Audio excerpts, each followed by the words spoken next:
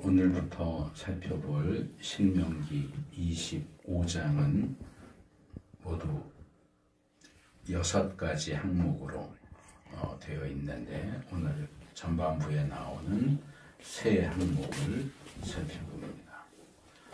먼저 범죄자의 체벌에 대한 내용 1절에서 3절, 그 다음에 타작하는 소에 대한 내용 4절, 그리고 말씀을 봉독하진 않았지만 형사 취수죄에 대한 내용 5절에서 10절. 그래서 이 세 가지 내용의 그 주제를 보면 이게 뭐 별 상관도 없는 내용들이 그냥 쭉 이어져 나오는 것처럼 보이지만 이 말씀을 우리가 좀 어떤 의미를 가지고 있는지를 살펴보면 이 세 가지 내용이 모두 공통적으로 하나님의 보호하심 또는 보호하시는 하나님을 제시하고 있다, 이렇게 말할 수 있습니다. 먼저 1절에서 3절은 이 체벌형, 그러니까 우리식으로 말하면 옛날에 이제 곤장 때리는 그거랑 비슷한 내용이겠죠. 자, 그 내용을 다루는데 체벌형의 제한을 가하는 내용입니다. 1절은 사람들 사이에 분쟁이 생겨서 그들이 법정에 서게 되면 재판장은 그들을 재판하여 옳은 사람에게는 무죄를, 잘못한 사람에게는 유죄를 선고해야 합니다 라고 이야기합니다. 뭐 당연한 얘기죠. 우리가 공의 주제를 살펴보면서 또 신명기에서 재판관과 왕에 대한 주제를 살펴보면서 계속 반복적으로 살펴봤던 내용이죠. 그런데 이제 본문의 관심은 올바른 재판에 있는 게 아니고 재판 이후의 상황이에요. 그래서 2절로 넘어가면 자, 유죄를 잘못해서 유죄를 선고받은 사람이 매를 맞아야 할 사람이다. 이 사람은 체벌형을 당해야 되겠다라고 하는 사람이면 어떻게 하느냐? 재판관은 그를 자기 앞에 엎드리게 하고 죄의 정도에 따라 매를 때리게 해야 합니다. 이 체벌형이 어떤 형식으로 행해졌는지는 자세하게 나온 거는 없어요. 근데 이제 우리에게 익숙한 걸로 생각을 하면 뭐 조선시대나 이런 데 보면 이렇게 십자형으로 되어 있는 거기 이렇게 엎드리게 하고 뭐 예능이나 이런 데도 가끔 나오잖아요. 드라마에도 나오고 이렇게 엎드리게 하고 팔을 이렇게 쭉 묶고 이제 곤장으로 엉덩이 부분을 때리는 거죠. 그 때리는 그 사람이. 그래서 여기도 뭐 비슷하게 엎드리게 한다 그러는 거 보니까 이제 엉덩이를 주로 때렸겠죠. 허리 이런 데 잘못 때리면 큰일 나니까.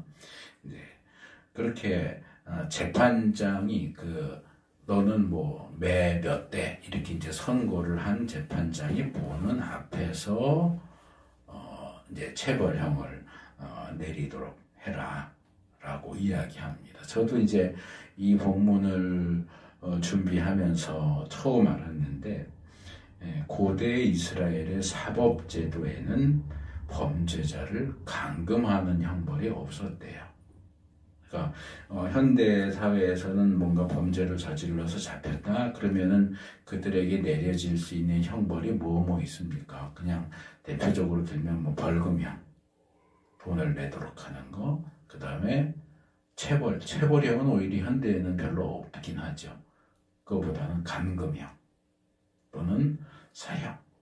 근데 이 고대 이스라엘에는 감금형이 없었다고 그래요. 물론 성경에 이 사람을 가두는 내용이 아주 나오지 않는 거는 아니에요. 이제 뭐 예레미야도 어디 구덩이에 가둬놨다 그런 내용이 나오고 그렇게 하긴 하는데 이게 이제 어떤 형벌 체제로서의 어떤 감금형이 아니라 어떤 사적 제재 내지는 어떤 복수 및 제한을 하기 위해서 일방적으로 그렇게 가두는 것이 재판에서 감금형 가둔다 이런 식의 형벌이 없었다는 거예요. 그래서 심각한 죄의 경우에는 대부분 형벌이 뭘로 이어지느냐? 사형. 그러니까 뭐 유괴범도 사형, 뭐도 사형. 웬만하면 우리가 쭉 지금 신명기 살펴보고 있지만 웬만한 범죄는 거의 다 사형이에요. 근데 이제 사형에 처할 만큼 중범죄는 아닌데 그렇다고 또 벌금형을 내리기에는 좀 심한 죄다. 그러니까 가벼운 죄는 벌금형, 심한 죄는 사형. 근데 벌금형에 처하기는 좀 중하고 그렇다고 해서 사형에 처할 정도는 아니다. 이런 경우에 이제 내려지는 형벌이 채찍으로 때리거나 아마 곤장을 사용하는 그런 공개적인 체벌형이었던 것 같습니다. 이 고대 근동의 배경을 보면 이런 체벌형은 주로 두 부류에게 행해집니다. 하나는 노예들을 벌을 줄 때, 노예들을 벌을 줄 때, 뭐 매나 채찍으로 때리고, 또 하나는 어린 아이들을 징계할 때. 그러니까 이게 이제 우리하고는 사고방식이 다르니까 잠언 같은 경우에 뭐 아이들을 징계할 때 채찍으로 때려라 이런 말이 나오거든요. 그러면 아니 무슨 노예를 때리는 것도 아니고 아이를 무슨 채찍으로 때리라 그러냐. 그렇지만 이건 문화적인 차이기 때문이고 우리식으로 말하면 회초리로 때려라 하고 비슷한 얘기예요. 근데 어쨌든 이 체벌형은 주로 노예들이나 어린 아이들을 징계하는데 교육적인 측면에서 주로 행해졌지만 또 하나 이제 추가되는 경우가 바로 범죄자들에게 내려지는 형벌로서의 체벌형입니다. 유대 전승에는 어떤 사람들에게 체벌을 가하느냐가 전해져 내려오는 게 있는데 뭐 남의 집을 파괴한 경우, 그러니까 뭐 도둑이 복음서에 나오지만 남의 재물을 훔치기 위해서 이 집 담을 벽을 헐었다, 뭐 이런 경우도 해당이 되겠죠. 남의 집을 파괴한 경우, 이웃의 땅을 잠식한 경우, 그러니까 이것은 이제 우리가 이전에 살펴봤던 이 경계석을 옮기다가 발각됐을 경우,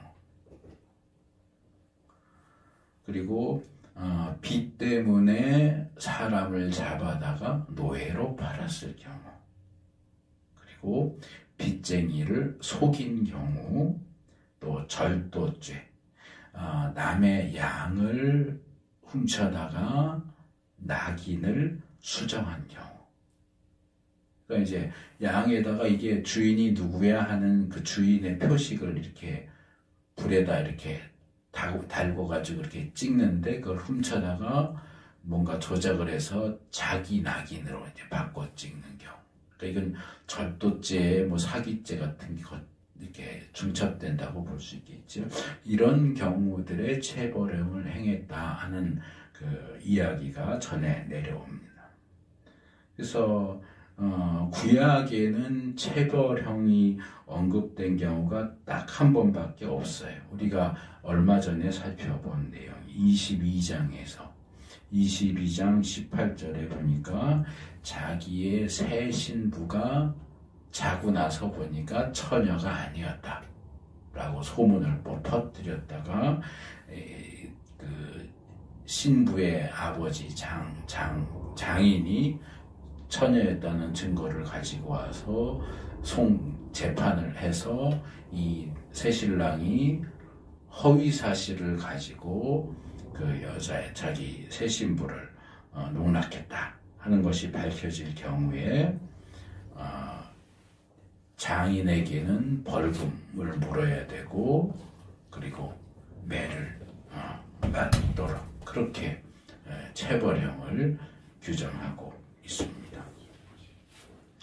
이제 본문에서 이 체벌형을 행할 경우에 제한을 가하는데 40대까지만 때리도록 되어 있어요. 그래서 40대까지는 때릴 수 있는데 만약에 숫자를 중간에 놓쳐서 41대를 때렸다? 그러면 안 돼. 그럼 불법적인 체벌이 돼요. 그렇기 때문에 유대인들은 아예 안전하게 가기 위해서 성경에는 40대라고 되어 있지만 39대까지 때렸어요. 혹시라도 해서 한 대라도 더 때리지 않기 위해서 잘못해서 한 대를 더 때려도 39대 때리기로 했는데 모르고 한 대 더 때려도 40대가 되니까 40대를 넘지 않잖아요. 그러니까 이런 부분에서는 참 잔머리를 잘 쓰는 것 같아요. 그래서 39대까지 때리도록 규정을 했는데 고린도전서 11장 24절에서 바울이 자기에 대해서 얘기를 하면서 자기가 유대인들에게서 40에서 한 대 감한 매를 5차례 맞았다. 그렇게 얘기해. 그러니까 그 당시에 그 관습적으로 유대인들을 매를 맞아야 할 사람, 최고 매도 뭐 무조건 40대를 때리진 않았겠죠. 죄의 경중에 따라서 뭐 10대를 때릴 수도 있고 20대를 때릴 수도 있고 어쨌든 이 매를 때릴 때 최고로 때릴 수 있는 숫자가 40대인데 거기 하나 감해서 39대까지 때리는 게 이제 최고의 체벌형인데 바울은 그 39대 맞는 체벌형을 복음 전한다고 5번을 맞았다고 얘기를 하죠. 그러면 왜 본문은 이 체벌을 행할 때 40대로 제한을 하느냐? 3절에 그러나 매를 40대가 넘도록 때려서는 안 됩니다.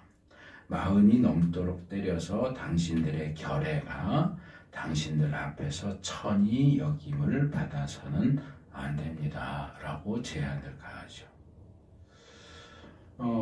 이렇게 모세 율법이 체벌형의 그 횟수를 40대로 제한한 것은 비슷한 시기에 이 아수르의 법전에도 이 체벌형에 대한 규정이 나오는데 거기는 범죄의 경중, 가볍고 무거움에 따라 5대에서 100대까지 때릴 수 있어요.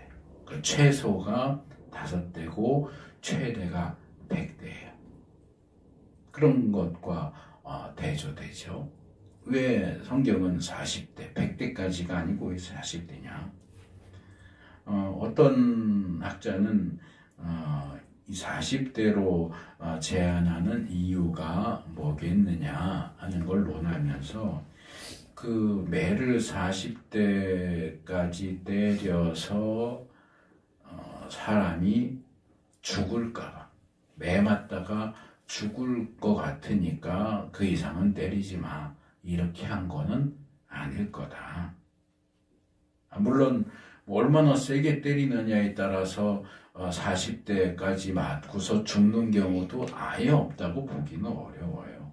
또 매 맞는 사람의 어떤 체력 상태도 생각을 해야 될 거고 튼튼한 사람은 뭐 좀 덜 할 거고 우리 옛날 이야기나 드라마에도 보면 그렇잖아요. 그거 곤장 맞고 오면 그 엉덩이 장독, 곤장 맞은 그 독, 그러니까 이제 피부가 상하고 염증이 생기고 그래서 죽는 경우도 있었다. 그런 얘기를 우리가 종종 접하게 되는데 40대 맞는다고 안 죽는 건 아니에요. 그러니까 그거를 죽을까봐 그런 건 아니다라는 설명은 제가 좀 받아들이기 어렵다고 생각이 들고 본문은 그 40대로 제한하는 그 이유를 분명히 제시해요. 죽을까봐가 아니고 뭐라 그래요? 40이 넘도록 때려서 당신들의 결례가, 이 결례는 제가 몇 번 말씀드린 것처럼 문자 좀 형제. 당신의 형제가 다른 형제들 앞에서 천히 여김을 받으면 안 되기 때문이다. 근데 이 범죄자가 매를 많이 맞아서 다른 동포 앞에서 천히 여김을 받으면 안 된다 하는 말은 무슨 얘기를 하는 거냐? 그것도 무슨 얘기냐? 여기에 대해서도 좀 설명이 엇갈려요. 어떤 분은 지금 이 체벌형을 받는 범죄자를 결애라고, 형제라고 말했잖아요. 그래서 거기에 근거해서 그 사람이 범죄자이기는 하지만 범죄자라고 할지라도 같은 동포이고 형제인데 그의 품위를 떨어뜨리지 않기 위해서 이 조항을 이야기한다. 그러니까 결론적으로 말하면, 현대식으로 말하면 범죄자의 인권을 보호하기 위해서다라고 설명하는 분도 있어요. 근데 저는 거기에 동의하지 않아요. 이미 제가 여러 차례 불효자식의 예도 들었고 여러 차례 몇 가지 그 형벌과 관련해서 얘기를 하면서 제가 굳이 지적을 했죠. 성경은 중한 범죄를 저질러서 그에게 사형이 내려질 때 뭐라고요? 범죄자의 인권 생각해 준다고요? 아니요. 불쌍히 여기지 말고 사형에 처하라고 그래요. 불쌍히 여기지 말고 돌로 쳐서 죽이라고 그래요. 성경에는 제가 아는 한은 범죄자의 인권을 중시하는 그런 항목은 없습니다. 현대사회는 너무 인권 하다가 피해자의 인권은 팽개치고 가해자의 인권을 보호하는 그런 이상한, 괴상한 그런 형태가 되어버렸어요. 흉악한 범죄를 저질렀어도 얼굴 다 가려줘요. 그렇죠? 그 사람의 인권을 보호하기 위해서. 남 때려 죽인 사람이 인권이 어디 있어요? 그럼 그 사람한테 맞아 죽은 사람의 인권은 어쩌고요? 성경은 범죄자에 대해서 인권 챙겨주지 않아요. 근데 자꾸 성경을 읽으면서 이 현대의 그 사상, 범죄자도 인권을 보호받아야 된다라는 그걸 가지고 자꾸 성경에다 거기다 그 사상을 집어넣어서 이건 범죄자의 인권을 보호하기 위해서. 아니요, 저는 그런 식의 주장은 잘못됐다고 생각을 해요. 그러면은 너의 결의 형제가 다른 사람 앞에서 천하게 여김받지 않기 위해서라고 하는 그 표현을 그러면 어떻게 읽어야 되느냐? 그것은 제가 볼 때는 이것도 이제 그 반대되는 주장을 하는 분들이 있어요. 그래서 이것은 범죄자의 인권이나 범죄자의 품위를 얘기하는 게 아니고 그 사람이 범죄자이긴 하지만 하나님 백성에 소속된 사람이었다. 또는 더 포괄적으로 보면 그가 하나님의 형상대로 지음받은 존재라는. 그러니까 범죄자를 딱 집어서 말할 게 아니고 그냥 보편적인 인간성. 보편적인 인간들에게 주어진 인간의 존엄성. 인간의 인권을 얘기하는 거지 범죄자의 인권을 얘기하는 건 아니다. 저는 이 뒤에 해석이 더 옳다고 생각을 해요.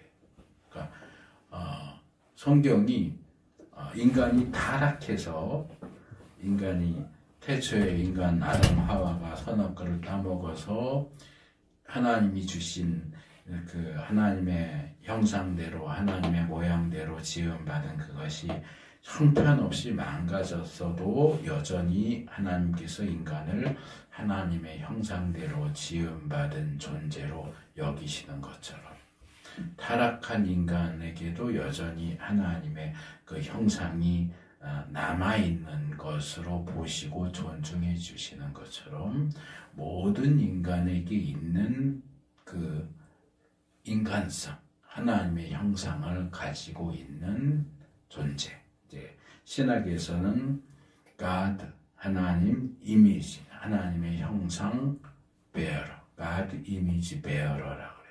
하나님 형상 보유자. 하나님의 형상이 우리에게 아주 희미하나마 남겨져 있기 때문에 그것 때문에 인간의 가치를 그나마 높게 평가해주고 그 가치와 그 인권이 너무 손상되지 않게 하라. 그런 의미이지 범죄자도 인권을 보호해주라 그런 의미로 읽으면 안 된다. 사실 애도 아니고 노예도 아닌데 멀쩡한 성인에게 매일 공개적인 체벌을 가한다는 것 자체가 그 사람의 품위를 떨어뜨리는 거죠.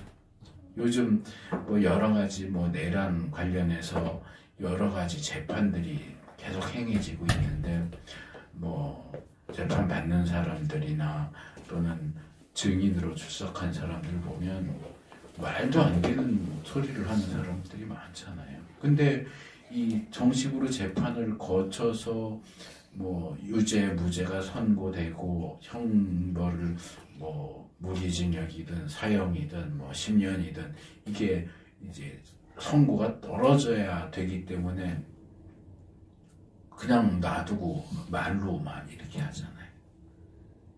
근데 옛날 같았어 봐요. 때리겠죠. 어디서 거짓말 하냐고.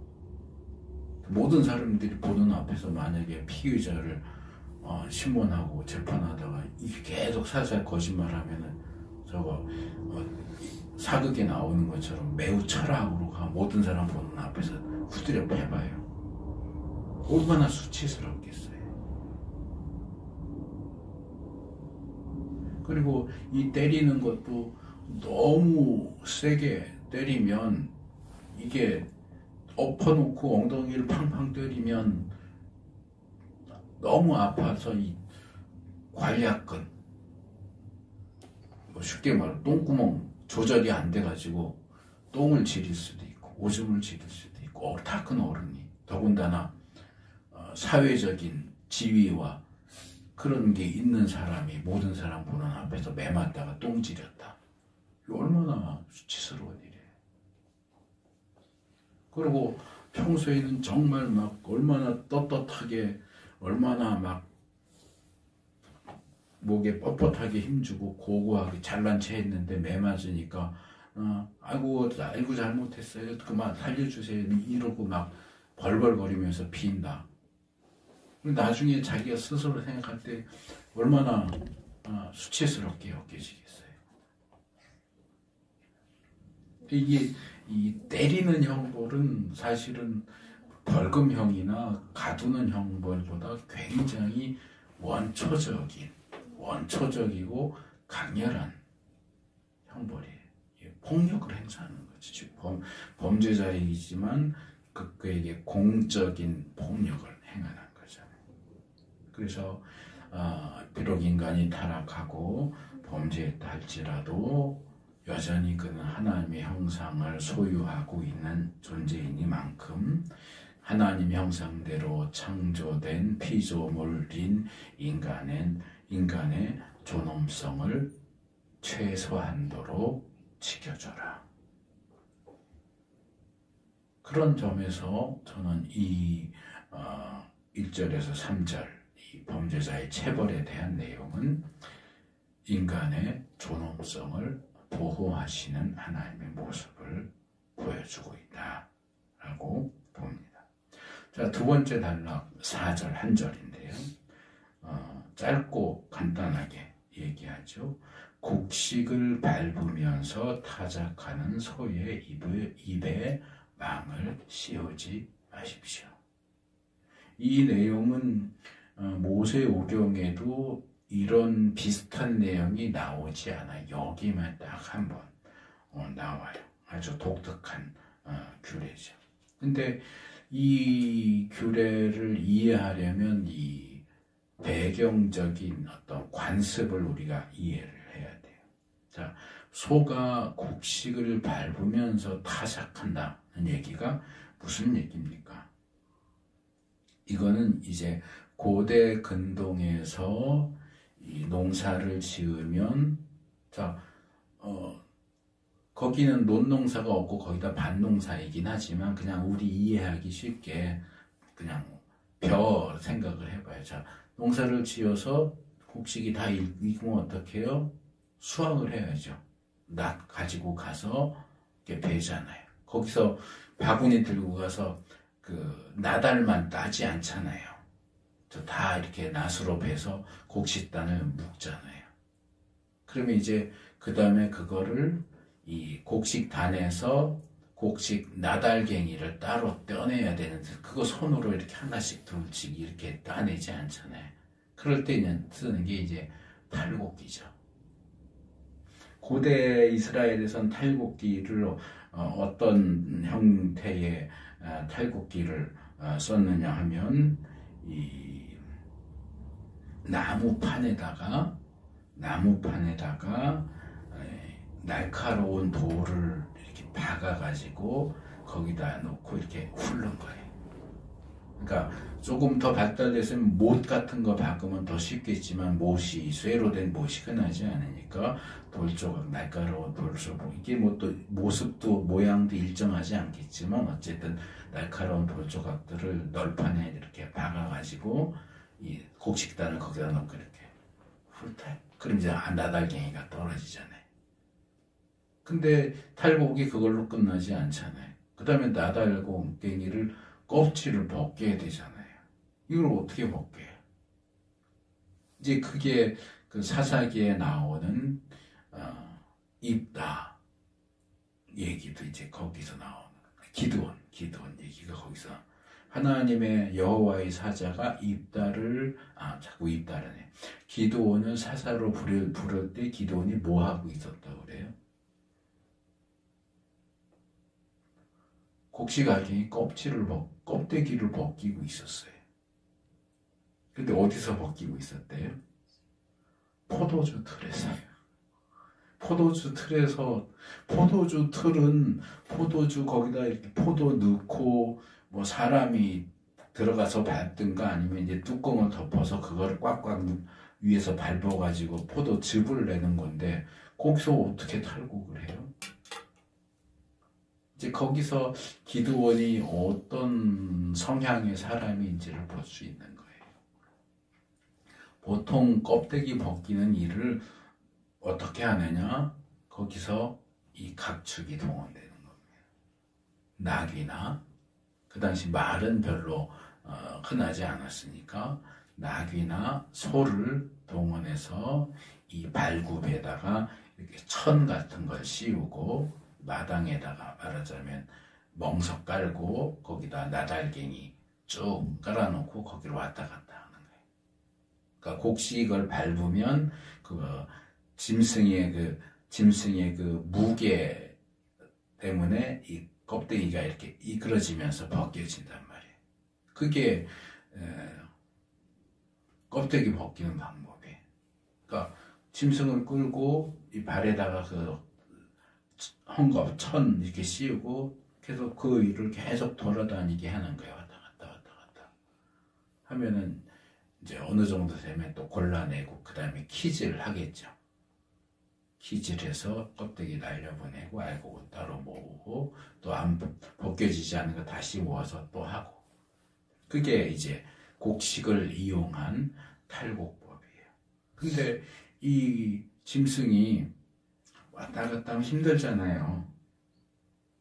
멀리 왔다 하는 것도 아니고 좁은 그 타작 마당에서 계속 왔다 갔다 하면은 뭐 짜증도 나고 힘도 들고 배도 고프고 그럼 어떡하겠어요?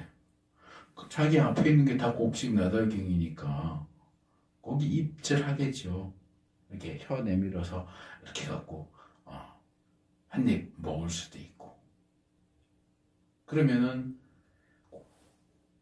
짐승이 계속 움직여야 되는데 먹으려고 멈춰 서면 일이 빨리빨리 진행이 안 될 수도 있고, 곡식이 그렇게 짐승이 먹는 만큼 곡식이 줄어들잖아요. 그러니까 뭐라 그럴까, 꼼꼼하거나 또는 이 절약정신이 투철한 주인은 곡식 탈곡하느라고 왔다 갔다 하게 만드는 짐승 입에다 망을 씌우는 거예요. 못 먹게 하려고. 그러면 탈곡하다가 멈춰 설 일도 없고 곡식을 먹을 일도 없잖아요. 그런 배경 속에서 이 말씀이 주어지는 거예요. 뭐예요? 야, 너 혹시 탈곡하려고 짐승 부리면서 일 시키면서 그거 한 입 먹는 것도 못하게 하려고 입에 망을 씌우냐? 그러지 마라. 짐승한테 너무 야박하게 굴지 마.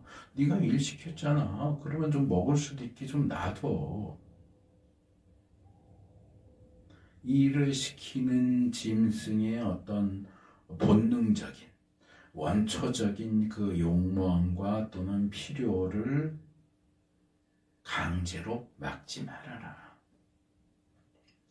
그리고 신명기를 살펴보면서 계속 뭘 봤어요?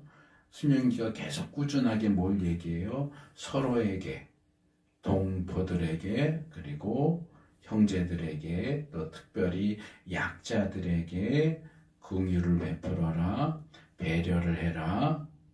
그러면서 중간중간에 자연에 대해서도 또는 동물에 대해서도 식물에 대해서도 그렇게 할 것을 계속해서 요구합니다.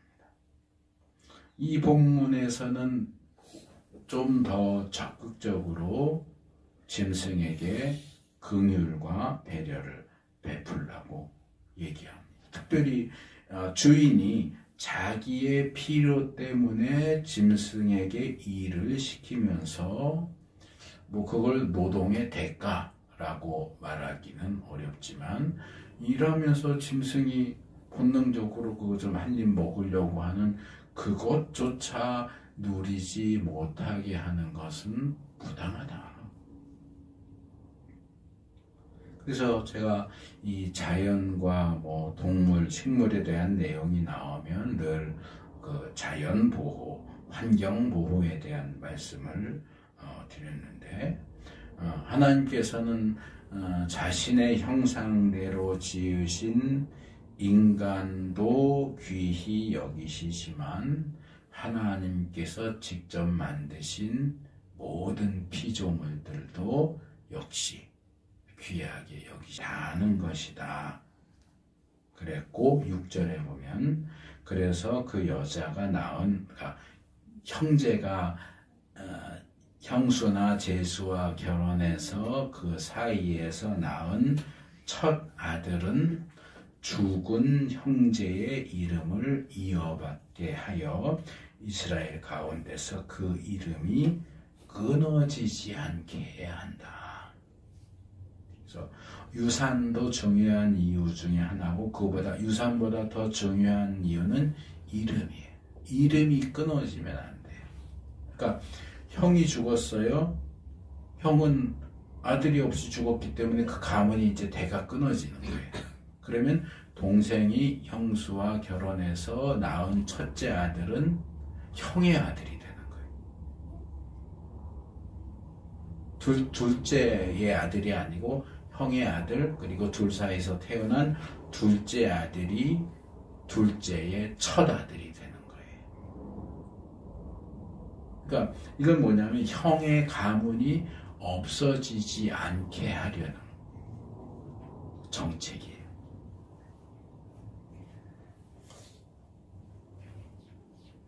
그래서 죽은 사람의 재산을 보호하는 것에다가 과부를 보호하는 것, 그리고 죽은 사람의 이름이 가문이 끊어지지 않게 하는 이 세 가지 목적으로 형사 취수제도라고 하는 것이 명령되고 있는 겁니다.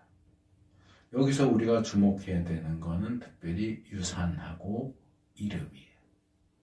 과부 보호도 있지만 유산과 이름이에요. 이 구약이 말하는 유산, 땅이죠. 땅. 하고 이름은 신약으로 넘어오면 그게 영생하고 관련이 있어요. 구약 신학에서는 이렇게 얘기해요. 이 영생이라는 것, 우리는 영생 그럼 뭘 떠올려? 영원히 사는 것, 영원한 생명. 그렇죠? 이 영생이라는 개념이 구약 초기에서 구약 시대를 쭉 중간 말 거쳐서 신약으로 넘어오면서 조금씩 조금씩 변한다고 봐요. 그러면 구약 초기에, 지금 아직 구약 초기잖아요. 모세오경이니까. 구약 초기의 영생의 개념은 어땠느냐? 한 개인이 죽지 않고 계속 사는 그런 종류의 영생이 아니고 그의 자손이 태어나고 또 태어나고 특별히 아들을 중심으로 해서 가문이 계속 이어져 가고 그 이름, 그 사람의 이름이 이 가문을 통해서 계속 이어져 계속 존재하는 것을 영생으로 여겼다. 그렇게 설명을 합니다. 이것이 이제 구약 시대를 거치고 신약 시대로 넘어오면서는 이제 개인적인 영생으로 이제 더 발전이 된 거죠. 제가 구약 시대는 어린아이들 수준에 맞춰서 조금 쉽고 단순하게 얘기하고 신약 시대에 오면 원래의 개념을 얘기한다. 뭐 복이라든지 그런 개념처럼 그것처럼 초기에는 한 사람이 죽지 않고 영원히 산다라는 걸 아무리 얘기해봐야 못 알아들으니까 너가 죽어도 너 아들이 있고 그 손자가 있고 이렇게 대가 이어져 가면서 너의 이름이 계속 존재하는 거야 라는 식으로 설명을 한 거죠. 말하자면. 그렇기 때문에 이름은 영생하고 연결되고요. 땅은 뭐하고 연결될까요? 하나님 나라예요. 우리가 들어가게 될 하나님이 우리에게 마련해 주시는 영토. 그러니까 가나안 땅도 하나님 나라의 그림자라고 그랬잖아요. 그러니까 여기서 땅은 유산은 다 가나안 땅이에요. 근데 가나안 땅 얻는다고 끝이 아니에요. 그 가나안 땅은 하나님 나라를 가리키는 그림자예요. 그러니까 그 사람의 이름이, 그 사람의 존재가 계속해서 존재하고 그에게 주어지는 하나님의 나라가 그의 몫으로 계속 남아있게 하는 것에 아주 원시적인 형태가 이 형사취수 제도를 통해서 원시적인 형태로 교훈되고 있는 것이다.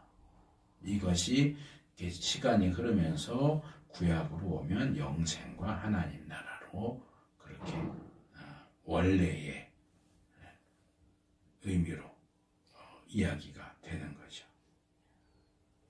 그래서 여기서 이스라엘 사람들 각자에게 주어지는 땅은 그냥 땅이 아니라 하나님 나라를 상징하는 것이고 구약의 족보, 구약이 왜 이렇게 족보를 중요하게 여기느냐 몇 번 제가 말씀을 드렸어요. 구약의 족보는 신약의 생명책하고 비슷한 개념이에요. 거기 이름이 빠지면 어떻게 해요? 구원을 받을 수가 없어요. 그러니까 족보에서 이름이 빠진다는 것은 구원을 받지 못한다는 얘기예요. 그러니까 그 이름이 계속 남아 있어야 돼요. 자손이 끊어지면 족보도 끊어지는 거잖아요. 근데 5절과 6절에서 형사취수제를 간략하게 다룬 반면에 7절에서 10절을 보면 그 2배의 분량을 할애해서 이 형사취수제의 의무를 행하지 않는 경우를 언급합니다. 자, 7절은 형제의 의무를 행하지 않으려는 자가 있으면 과부가 고소해라.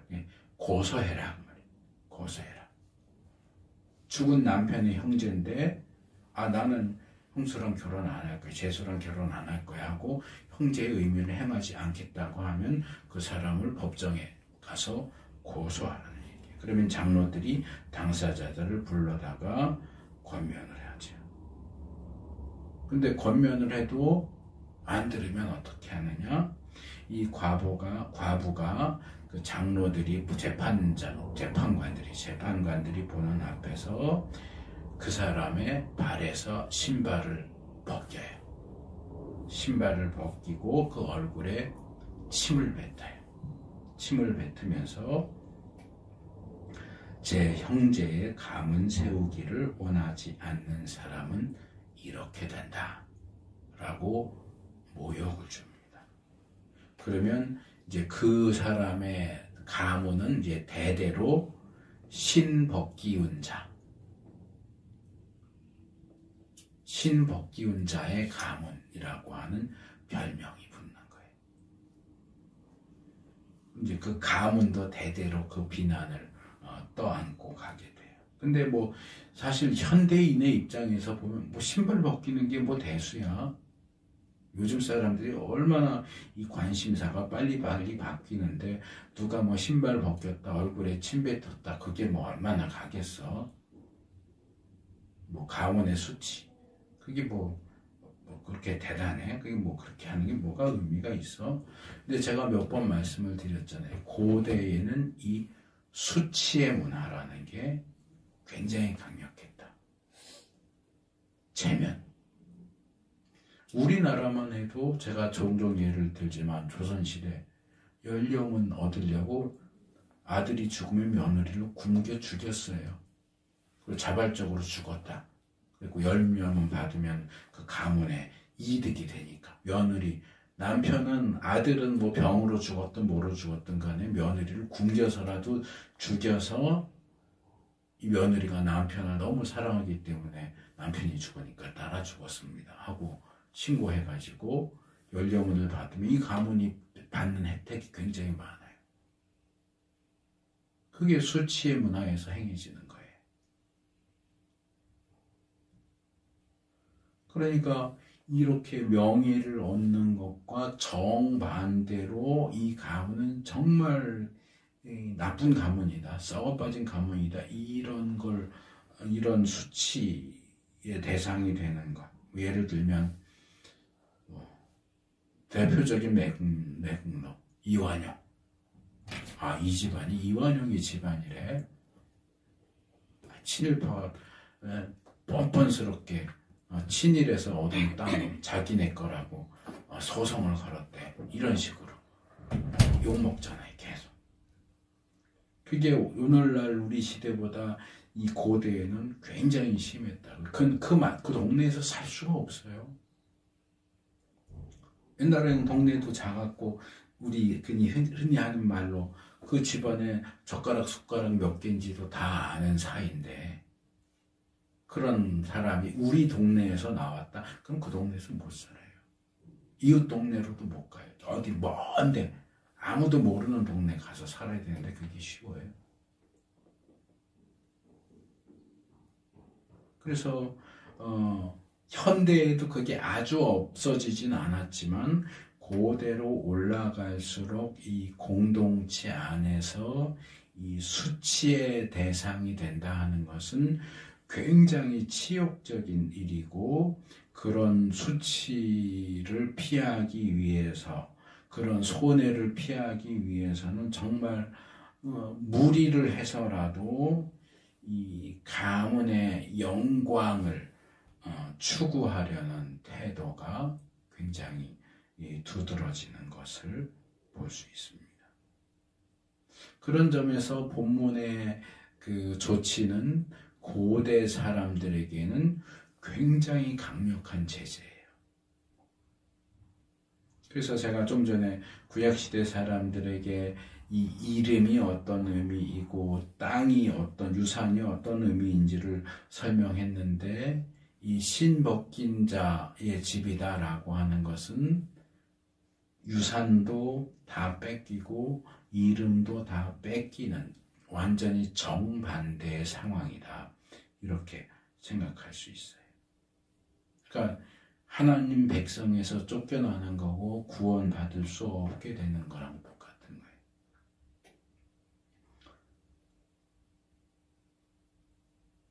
그래서 이 하나님께서 이 형사 취수제의 전통을 매우 중요하게 여기신다는 것은 신약에서 조금 다른 형태로 나눠집니다. 그러니까 구약에서는 이제 이름과 유산을 지키기 위해서 형제가 죽으면 형제의 아내로 취하는 그런 식으로 얘기했지만 신약에만 와도 형사취수제에 대한 기록이 제가 알기로는 없어요. 대신 뭐로 나오느냐 하면 바울이 디모데전서 5장 8절에서 이렇게 하죠. 누구든지 자기 친척 특히 가족을 돌보지 않으면 믿지 않는 사람보다 더 나쁜 사람이다.